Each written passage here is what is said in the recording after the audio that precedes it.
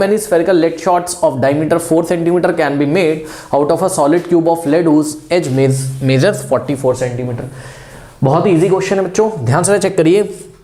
How many spherical lead shots of diameter 4 centimetre. ठीक है, तो आपको कुछ लेड शॉट्स बनानी है. ऑब्वियसली ये लेड शॉट्स कैसी होंगी, स्फेरिकल होंगी. सभी लेड शॉट्स कैसी हैं, आइडेंटिकल है, मतलब एक जैसी हैं. सबका डायमीटर कितना है बच्चों, 4 सेंटीमीटर. तो ध्यान से करो, छोटा बड़ा लग रहा होगा आपको, बट सभी लेड शॉट्स जो है, लेड क्या होता है, एक मेटल होता है ना, तो मेटल जो लेड है उसके कुछ स्फेरिकल शॉट्स बनाए गए हैं. ठीक है ना, और सभी के डायमीटर्स कितने हैं बच्चों, 4 सेंटीमीटर.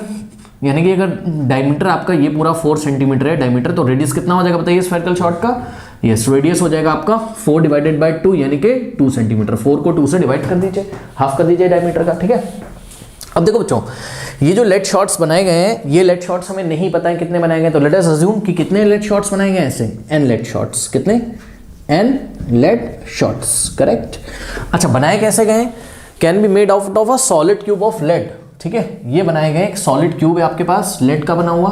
देखिए लेड मेटल था पहले, इसका सॉलिड क्यूब था. ठीक है, इस सॉलिड क्यूब से हमने इसको मेल्ट वेल्ट किया, जो भी किया. ठीक है, इसको मेल्ट वेल्ट किया इस सॉलिड क्यूब को, और इससे हमने n लेड शॉट्स बना लिए. ठीक है, तो यहाँ क्या कॉन्सेप्ट लगेगा बच्चों, n into volume of one lead shot, one spherical lead shot is equal to volume of cube. क्योंकि क्यूब का जो वॉल्यूम होगा उसी से तो n numbers of lead shots बने हुए हैं ना. तो यहाँ पर h कितनी बच्चों, 44 सेंटीमीटर है लेड शॉट की. ठीक है, ये भी 44 centimetre. Length breadth height cube में सब कुछ सेम होता है, आप लोगों को पता ही होगा. ठीक है, तो बस लगा दीजिए, सिंपल है. यहाँ क्या, let n be the number of lead shots, let n be the number of spherical lead shots. Okay, तो n into volume of one lead shot. Volume of one lead shot कितना हो जाएगा, 4/3 पाई r cube.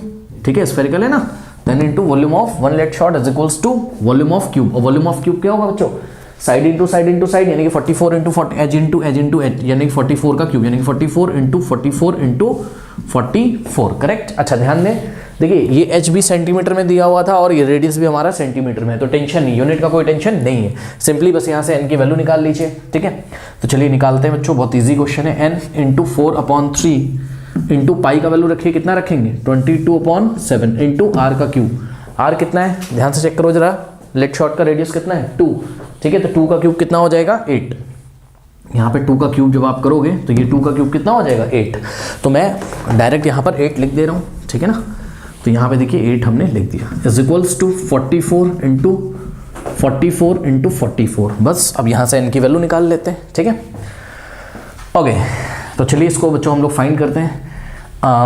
यहाँ से n is equals to, इसको ऐसे ही copy कर लेते हैं पहले, तो 44 इंटू 44 करेक्ट, डिवाइडेड बाय, अब देखो बच्चों 4 इंटू 22 इंटू 8 मल्टीप्लीकेशन में ना n के साथ, तो डिवाइड में आ जाएगा, यानी कि 4 इंटू 22 इंटू 8, और n के साथ 3 इंटू 7 क्या था मल्टीप्लीकेशन में, सॉरी n के साथ 3 इंटू 7 डिवीजन में था, नीचे था, तो यहाँ मल्टीप्लीकेशन में ये आ जाएगा. इस तरीके से n की वैल्यू निकल आएगी. बस अब इसको सॉल्व कर लीजिए, जो भी आंसर आएगा that will be final answer. 22 1 जा 22 और 22 2 जा कितना होता है, 44. करेक्ट.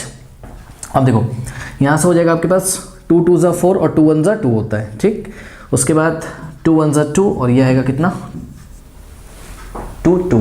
ठीक, अब देखिए 4 2 जा क्या होता है, 8 होता है, और 4 1 जा 4 4 1 जा 4. करेक्ट. 2 1 जा 2 और यहाँ पे 2 1 जा 2 2 1 जा 2. अब देखो 11 इंटू 11 कितना हो जाएगा, 121. ठीक, और 3 इंटू 7 कितना होता है, 21, तो 121 इंटू 21. 11 इंटू 11 121 और 3 7 जा 21. ठीक, इसको सॉल्व कर लीजिए.